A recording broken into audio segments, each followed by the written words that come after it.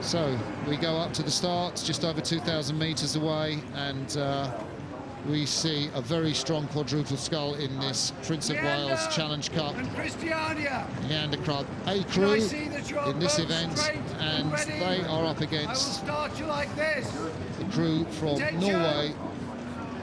And the Norwegians, we've seen Norwegians have success in a controversial race already here this morning. They're up against Sydney Rowing Club in the Thames 8 race, that's with one blade.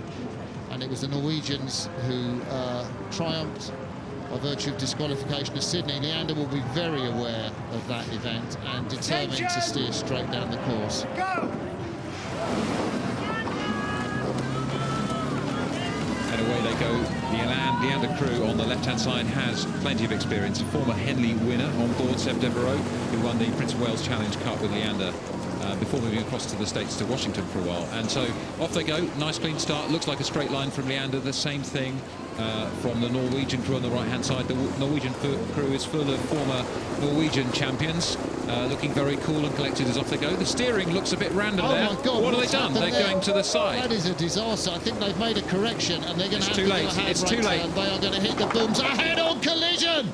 Oh my God, Matt! They did not know what they were heading for. Whoa, that's painful. He's been whacked in the face there. They really hit the booms. All right. Almost went in. Can you explain what happened? Their regatta is over, but what happened there? Well, we were looking closely. Hopefully we'll get a chance to replay. We were looking closely at them. We suddenly saw the angle of the booms go from being parallel to the boat to being dynamic. Furious banging of the boat by the bowman, who was whacked in the face there as his oar came round to hit him. Let's have a look. They're quite close to the booms, aren't they? The scullers from Christiania. Yeah, there we go. There we go. You can see the bowman's left-hand scull there, just whacked into them. Once you get on those booms, there's no way you get off them. And look at that, how he has to try and lie back to recover, and he hits a second boom. He's broken his rigger. You can see look. You can see the metal pin there that's just come right apart, sheared off. They just don't know the booms are there. I mean, is that experience on the course? They just didn't know that the booms were going to, you know, I mean, they've been out practicing, and he gets a smack in the face. Absolute disaster for the Norwegians to come here and race here, and of course it's unique.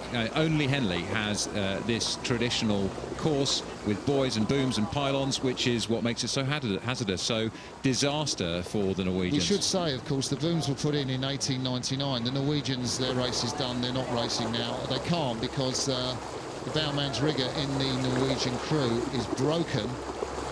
But in the days when there were so many people watching the regatta from the river, they used to go out in punts and rowing boats, and they used to interfere with the races, and the regatta committee said the only way we can keep the course clear is to put these wooden booms down. So in 1899, for the very first time, Matt, they put the wooden booms in, and the marks they used then are still in the bottom of the river.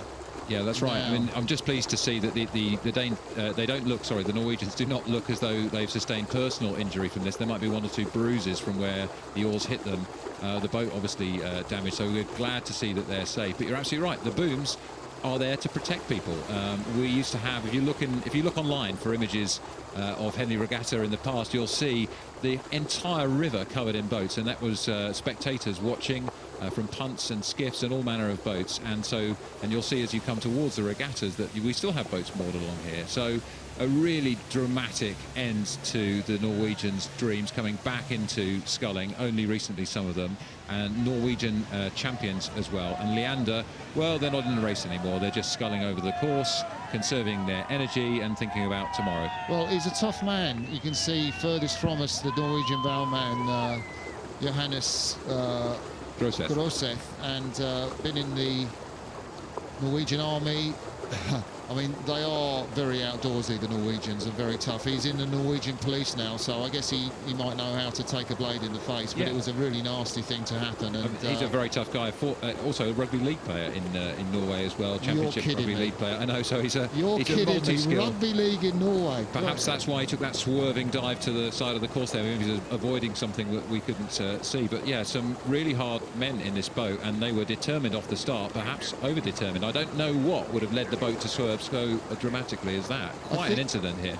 We haven't had a chance to talk about this fantastic Leander crew. I was chatting to the Leander guys earlier today, and thought we could, talk about. Well, you've got Barney Stenford there in the bows. I mean, perhaps tomorrow when they go through to the next round, Seb Devereaux, you said, had come back from Washington ahead of him. He's 2 from the right of your picture. Then you've got Fraser Christie, the world-class start athlete from Bath, been killing everybody in the British trials, and of course Sam Mottram, who will, the lightweight, I mean, he's pretty much going to go to the World Championships as the under-23 sculler, single sculler. Put together for about 4 weeks. This crew, I think, on memory serves, it might be Carl Reed that coaches them, but they've had a really easy day of it. Yeah, it's a rising stars in this boat, and you can see technically strong and enjoying the chance really to paddle over the course. They're only at Remnham, so they've got a long way to go. That incident occurred very early in this race, so an unexpected pass for the Leander crew will give them an advantage going tomorrow, because they'll be racing people who've had to race the whole 2,112 metres of the Henley Royal Regatta course. You know, I'm thinking of days as we look at the Norwegian crew there, and well, we look at the stroke man, Petter Gjorg Johansen, and it's his first Henley Regatta. Won't be one he'll forget for a long time. These guys won the Ghent International Spring Regatta in the men's quad, the same crew. Of course, on the Ghent course, they were just boys, but I mean, it's going to be unforgettable regatta for the wrong reasons. I mean, what are they going to feel when they come off the water? I mean, I'm afraid so. For the international crews who come to Henley, and as I say, 27 different countries represented here at Henley this year, it's a big thing to come and compete in a 177-year-old great regatta. Many of them will have aspired all their rowing careers to do this. Let's just have a look again at what happened in that incident and see if we can make out what caused it. So there we are off the start. They're already actually heading very sharply to the buoy here, and then you'll see the first pylon on the right of your screen, and the bowman there will start to hit the pylon. There goes his oar, knocks him back into the boat. He tries to recover. He can tell there's another pylon coming, and as it comes, the oar is going to get knocked straight round. He tries to recover from it, too late, whacks his 2-man in the head with that oar. Unlucky there, and the rigger is broken, and the boat can no longer be rowed. It looks worse from this shot, doesn't it? I mean, it almost looks like they're ramming speed. It didn't look so much, but this looks like they're ramming, and they just had no... They were completely unaware that they were going to hit the boobs. They rammed it head on, Matt.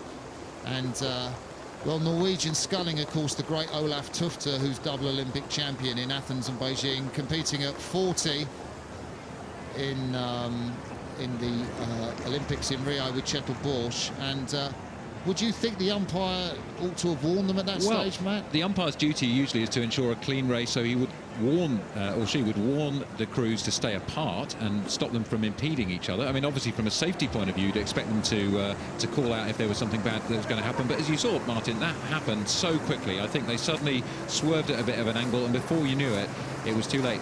One of the dangers at Henley, if you go off the start, is you have buoys on the side of the course before you get to these wooden pylons, and it's always your nightmare if you're steering a crew at Henley that you're going to hit the pylon, and that's one of the reasons we've seen in earlier races the crews moving towards the middle to avoid that risk. Yeah, it seems to me we're seeing an awful lot of steering mismatches at Henley this year. I don't know if that's just me thinking it. I mean, I've been to the regatta for many years.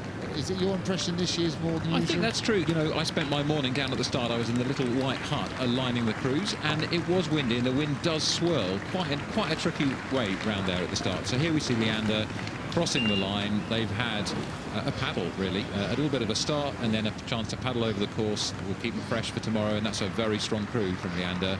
And there we can see the unfortunate sight of the Norwegian crew, full of champions, come here to Henley to do something big and special, and unfortunately they've done something rather different here. You can just see as we close in on the shot there of the rigger in the bow seat, you can just see the crowd absolutely devastated for them too. Nice reception from the crowd as they pass through the steward's enclosure, applauding their misfortune and saying thank you for coming here to the Royal Regatta to compete, and we appreciate your talent despite that incident. So commiserations to the Norwegian crew. They'll be absolutely gutted. Looks like they're not injured. The boat will need some repairs, as you can see on that rigger as they finally cross the line. Devastating day for them. So Leander waiting, and I don't know if it would be relief they're feeling. I mean, I think they're genuine concern that the Norwegians are going to be all right, and well, they're not exhausted at all because they've just paddled light, and so an unusual verdict in that race. Leander win comfortably from the battered Norwegians.